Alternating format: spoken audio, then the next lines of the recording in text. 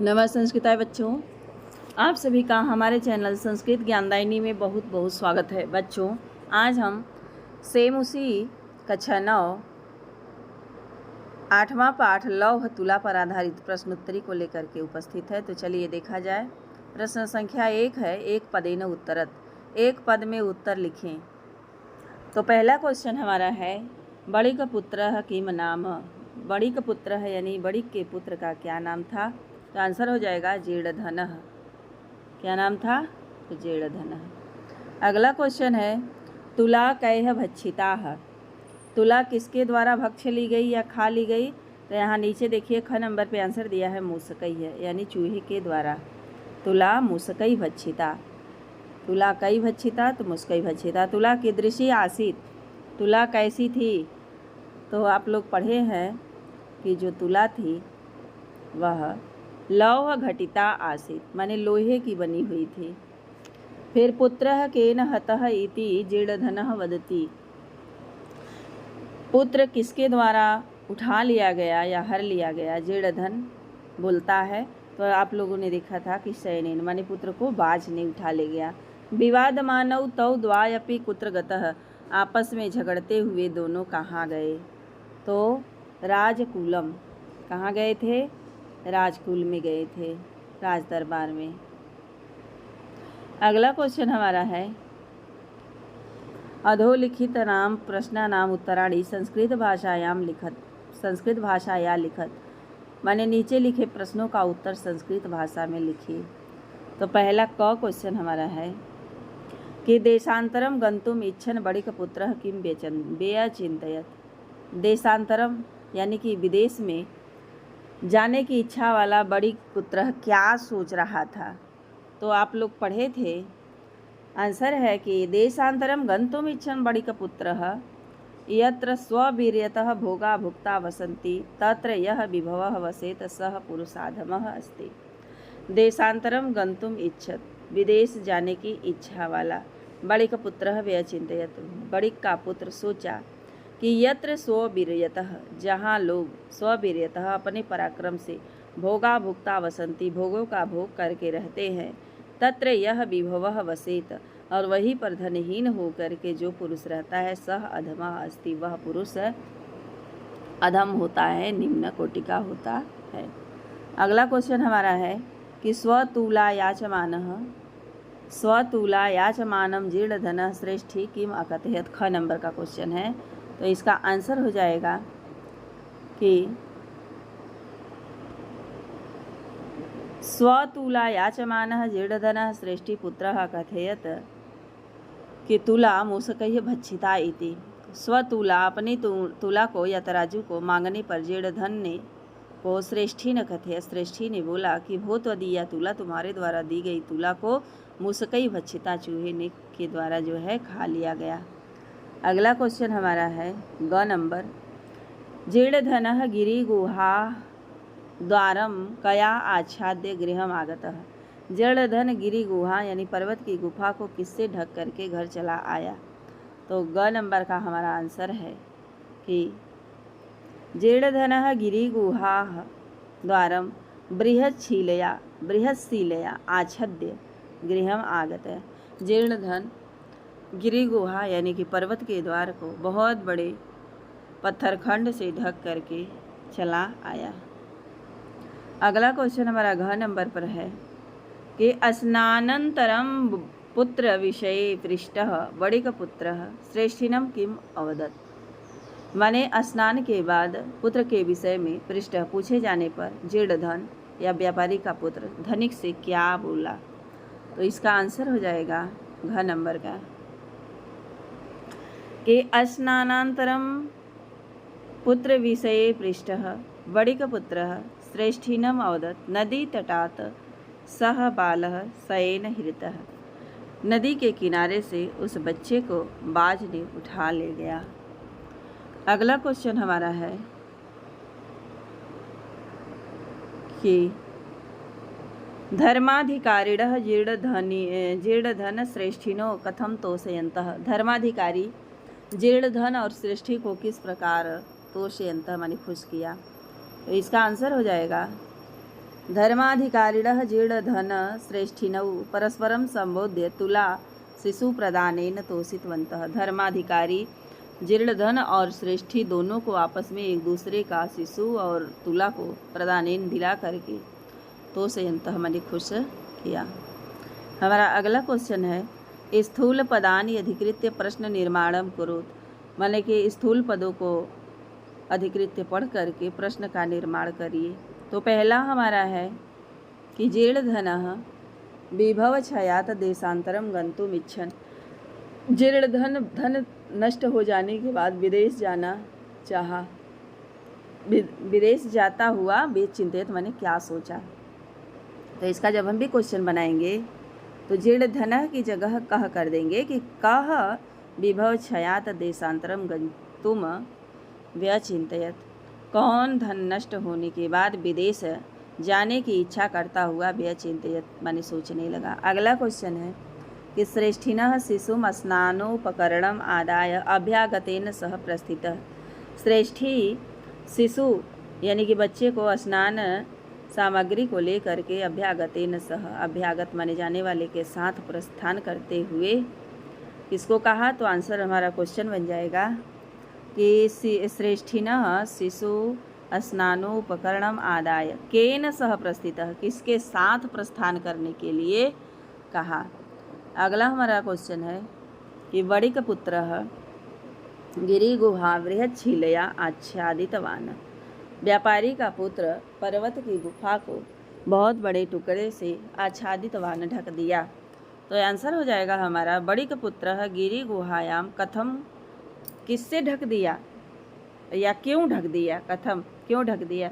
तो गिरि गुहा को वृक्षशिलया, कया होगा, कया आच्छादितवान, तो बृहशिलया माने पत्थर के टुकड़े से ढक दिया।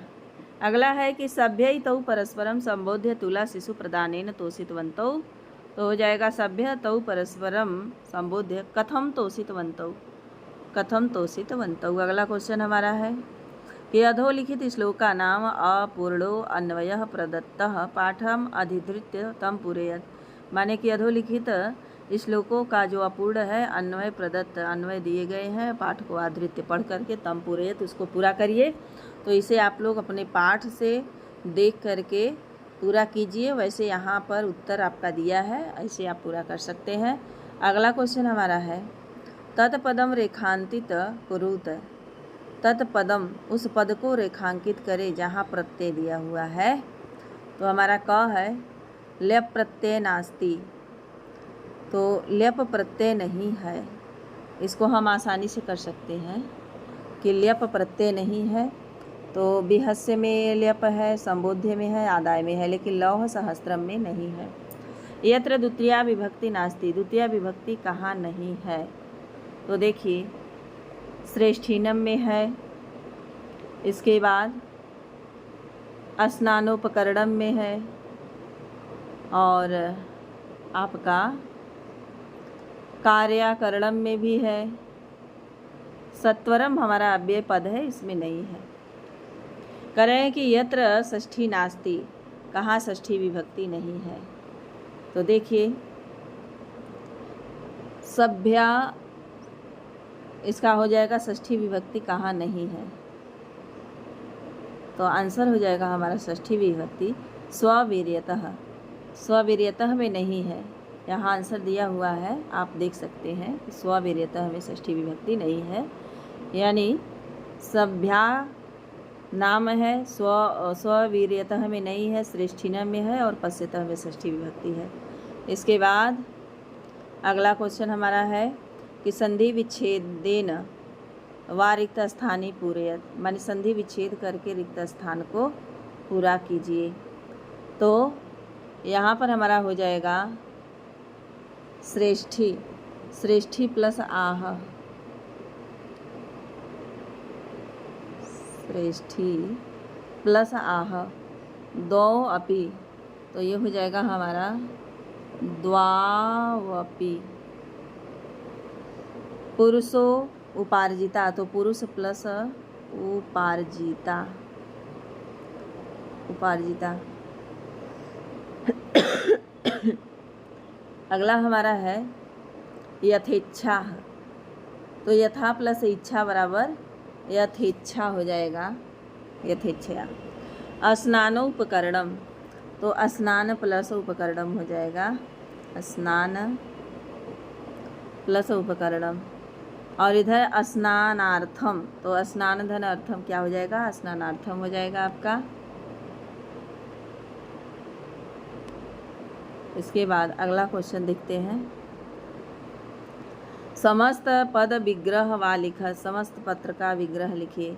तो स्नान उपकरणम का हो जाएगा स्नानोपकरणम, स्नानोपकरणम का समस्त पद हो जाएगा स्नानोपकरणम। ख है आपका गिरि गुहायाम, तो हो जाएगा गिरेह प्लस गुहायाम, गिरेह प्लस गुहायाम। और धर्मस्य प्लस अधिकारी का हो जाएगा धर्माधिकारी, धर्माधिकारी। विभव हीना का हो जाएगा विभव से हीन, यानी विभवेन हीना, विभवेन हीना, विभव हीना। अगला क्वेश्चन हमारा 7वां है। यथापेक्षम अधोलिखितानां शब्दानां सहायतया लौह तुला इति कथाया सारांश संस्कृत भाषाया लिखत। माने कि इस सारांश को जो दिया गया है इसके आधार पर पूरा कीजिए। तो यहाँ सारांश लिखा हुआ है, आप इसको स्वयं से कीजिए। अगला क्वेश्चन हमारा है व्याकरणात्मक बोध में अधिष्ठाने। अधिष्ठाने में क्या है, तो अधि उपसर्ग पूर्वक आस्था धातु से अधिष्ठान शब्द बना है और सप्तमी के एकवचन में अधिष्ठाने बना है। अधिष्ठाने का अर्थ होता है बस्ती में। श्रेष्ठिनः, तो श्रेष्ठिनी शब्द षष्ठी विभक्ति एक वचन का रूप है सेठ के। एनम पद है जो एतत पुल्लिंग शब्द का द्वितीय रूप है, एतम की जगह प्रयुक्त हुआ है। अनेन, इदम शब्द का तृतीय विभक्ति एक वचन का रूप अनेन है। जो भवत है वह भवत शब्द तृतीय विभक्ति एक वचन में भवता बना है। अगला है हमारा मया। मया, मया अस्मत् शब्द तृतीय विभक्ति एक वचन का रूप है मेरे द्वारा। त्वया जो है इसमत का है तुम्हारे द्वारा। आसीत है अस धातु लंग लकार प्रथम पुरुष एक वचन का रूप है। व्यचिंतयत बी उपसर्ग पूर्वक चिंत धातु लंग लकार प्रथम पुरुष एक वचन का रूप है। प्रेषय में प्र इस धातु लोट लकार मध्य पुरुष एक वचन का रूप है। कथ्यताम में कथ धातु कर्मवाच्य लोट लकार प्रथम पुरुष एक वचन का रूप है। आगे देखते हैं अगला क्वेश्चन। अच्छा, प्रोवाच। प्रोवाच में आपका प्र उपसर्ग लिट लकार प्रथम पुरुष एक वचन है। निवेदयमास, निवेदयमास में निविद ऋच लिट प्रथम पुरुष एक वचन है, निवेदन किया। अगला क्वेश्चन हमारा है प्रकृति विभागम कुरुत। प्रकृति प्रत्यय अलग करना है। तो भुक्ता में है भुज धातु से अक्त प्रत्यय बहुवचन का रूप है। उपार्जिता में उप अर्ज, अर्ज होगा, अर्जु नहीं, अर्ज अक्त टाप हो जाएगा। भक्षिता में भक्ष अक्त टाप हो जाएगा। आच्छाद्य में आच्छद ल्यप बन जाएगा। आच्छाद्य पृष्ठ में प्रच्छ से अक्त हो जाएगा पृष्ठ। हरतुम में ह्री रहेगा, हु नहीं रहेगा, ह्री धातु से तुमुन प्रत्यय कर देंगे, हरतुम बन जाएगा। इसके बाद अभिहितम में अभि उपसर्ग पूर्वक धा धातु से अक्त प्रत्यय करके अभिहितम बना है। संधि परिचय है बी धन अचिंतयत बराबर व्यचिंतयत यण संधि। इति धन आदि बराबर इत्यादि यण संधि है। मधु धन अरि बराबर मध्वरी यण संधि। मातृधन आज्ञा बराबर मात्राज्ञा यण संधि है। ये जितना भी दिया है सब यण संधि है। यण संधि की पहचान यह है कि यदि ई उ री के बाद कोई असमान स्वर आता है तो ई को य, उ को व, री को र और री को अल हो जाता है। यहाँ वही कार्य हुआ है। अच्छा, यहाँ यण संधि का परिभाषा भी दिया है, तो इसको हम लोग देखते हैं। कह रहे हैं कि जब ई उ री के बाद भिन्न स्वर आ जाए तो क्रमशः इकार के स्थान पर यकार, उकार के स्थान पर वकार और ऋकार के स्थान पर रकार तथा ऋकार के स्थान पर लकार हो जाता है। अगला हमारा क्वेश्चन है संयोगम कुरु, माने मिलान करना है। तो चलिए हम लोग देखते हैं। है तो बड़ा लंबा चैप्टर। तो गंतुम धन इच्छन तो हो जाएगा गंतुम इच्छन। स्वपूरम धन आगत्य स्वपूरम आगत्य हो जाएगा। शाश्वतम धन अस्ति शाश्वतम अस्ति। स्वपुत्रम उवाच स्वपुत्रम उवाच हो जाएगा। गम्यताम अनेन गम्यताम हो जाएगा, गम्यतामेन। स्नानो उपकरणम आदाय तो स्नानो उपकरणम आदाय। अगला है गृहम आगतः। गृहम आगतः का हो जाएगा हमारा गृहमागतः सत्यम अभिहितः का सत्यम अभिहितम हो जाएगा। कथम एतत् का कथम एतत् हो जाएगा। अगला क्वेश्चन हमारा है संधि संयोग भेद। तो संधि किसे कहते हैं उसके बारे में बताया गया है कि दो अत्यंत समीपवर्ती वर्ग का मेल होने से जो परिवर्तन होता है उसे संधि कहते हैं।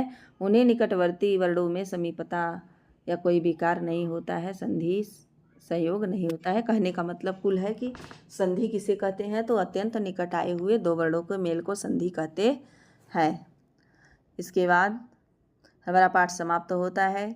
बच्चों, यदि आप हमारे चैनल पर नए हैं तो चैनल को सब्सक्राइब कर लें, जब बेल आइकन को प्रेस कर लें और वीडियो को ज़्यादा से ज़्यादा लोगों तक शेयर करें। धन्यवाद।